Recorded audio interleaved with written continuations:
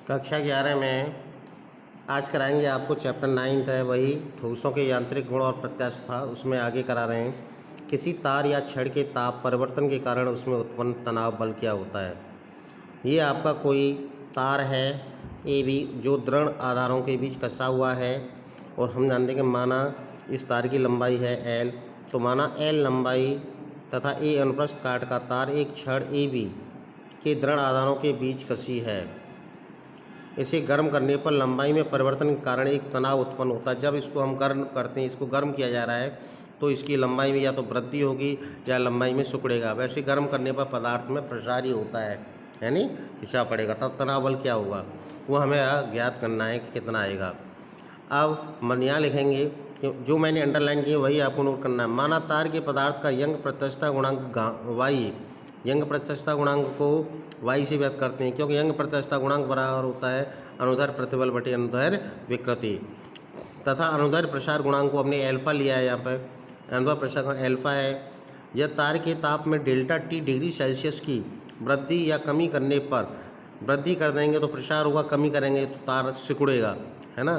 करने पर सामान्य अवस्था में तार की लंबाई में वृद्धि या कमी एल हो तो अनुदैर्ध्य प्रसार गुणांक एल्फा बराबर होता है, यानी रेखीय प्रसार गुणांक लंबाई में वृद्धि बटे प्रारंभिक लंबाई गुणा ताप में वृद्धि या ताप में अंतर, या एल्फा बराबर लंबाई में परिवर्तन को एल लिया है, प्रारंभिक लंबाई एल थी कैपिटल और ताप अंतर है delta T.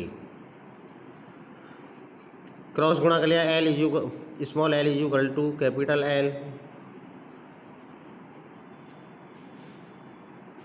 Into alpha delta T, ठीक है। अनुदैर्ध्य विकृति बराबर होता है स्मॉल एल अपॉन कैपिटल लंबाई में परिवर्तन बटे प्रारंभिक लंबाई। ये बराबर हो गया, इसका एल का मान लगा दिया capital L alpha delta T upon L.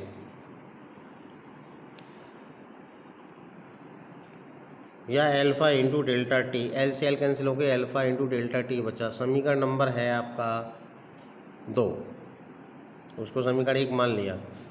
Young प्रत्यास्थता गुणांक बराबर प्रतिबल बटे विकृति, तो प्रतिबल बराबर इसका मल्टीप्लाई किया यंग प्रत्यास्थता गुणांक गुणा विकृति, या प्रतिबल बराबर यंग प्रत्यास्थता गुणांक वाई और विकृति हमारी alpha into delta T I है अभी।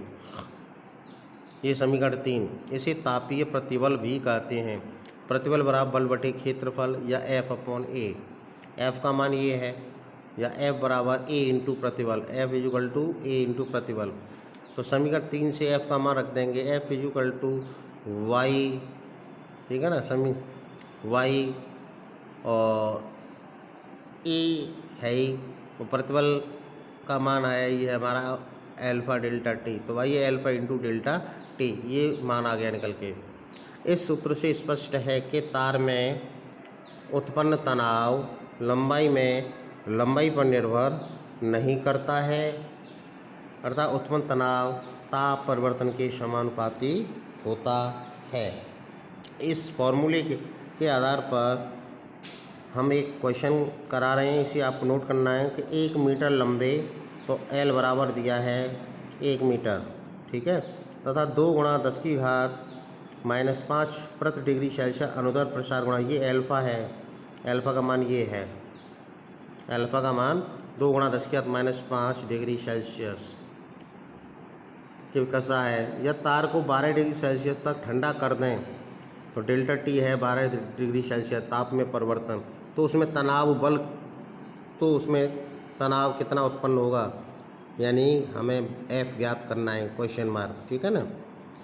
और तार के अनुप्रस्थ काट का क्षेत्रफल ए बराबर ये दिया, तो ए का मान है 0.1 गुणा 10 की घात -4 मीटर स्क्वायर। यंग प्रत्यास्थता गुणांक वाई का मान दिया है 2.5 गुणा 10 की घात 11। हम जानते हैं किसी तार को ठंडा करने में या गर्म करने पर उत्पन्न तनाव बल F equal to Y A alpha into delta T. इन सब के मान लगा दिए, वाई का मान हमने यहाँ से लगा दिया, ए का मान ये लगा दिया, एल्फा का मान 2 गुणा 10 की घात -5 और डेल्टा टी है हमारा 12, सबका मल्टीप्लाई करेंगे तो ये आएगा 600 न्यूटन। इस तरह से इसका क्वेश्चंस कर लेते हैं। अब आता है खिंचे हुए तार में स्थितिज ऊर्जा। कोई तार खींचा जाए तो उसमें कितनी स्थितिज ऊर्जा होती है। तो स्थितिज ऊर्जा क्या होती है कि जब किसी तार पर बाह्य बल लगाकर खींचा जाता है तो अंतरा परमाणिक बलों के विरुद्ध कुछ कार्य करना पड़ता है, जो तार में प्रत्यास्थ स्थिति ऊर्जा के रूप में संचित हो जाता है। सब प्रारंभ में तार में आंतरिक बल शून्य है, जो तार की लंबाई बढ़ने के साथ साथ बढ़ता जाता है तथा लंबाई में वृद्धि स्मॉल l हो जाने पर बल F हो जाता है, जो कि आरोपित बल के बराबर होता है।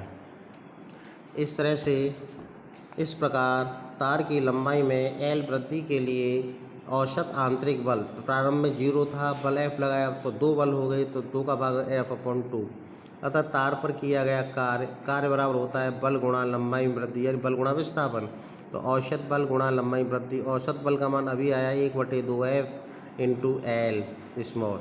यही तार में संचित प्रत्यास्थ स्थितिज ऊर्जा है और इसे U से व्यक्त करते हैं। तो U बराबर 1/2F इंटू L। यदि तार की लंबाई L और अनुप्रस्थ काट का क्षेत्रफल A हो तो U equal to 1/2F/A into small l upon capital L into LA।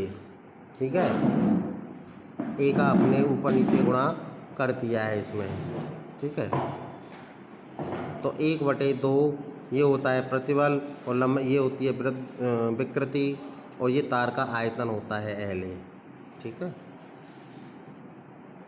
इसलिए तार के एकांक आयतन में संचित प्रत्यास्थ स्थितिज ऊर्जा U/V प्रति एकांक आयतन के लिए इसको स्मॉल u से व्यक्त करते हैं। तो 1/2 प्रतिबल गुणा विकृति, तार के आयतन को एकांक आयतन को v को इधर ले आए है ना, और परंत प्रतिबल बराबर होता है यंग प्रत्यास्थता गुणांक गुणा विकृति। तो u स्मॉल u बराबर 1/2 और यंग प्रत्यास्थता गुणांक प्रतिबल जब यंग प्रत्यास्थता गुणांक गुणा विकृति और विकृति का मल्टीप्लाई करेंगे तो विकृति स्क्वायर, अर्थात u equal to 1/2y sigma square. y Young प्रत्यास्थता गुणांक और विकृति को हमने यहाँ सिग्मा से व्यक्त कर दिया है। ठीक है, तो आप इतना आज नोट करेंगे और लर्न करेंगे।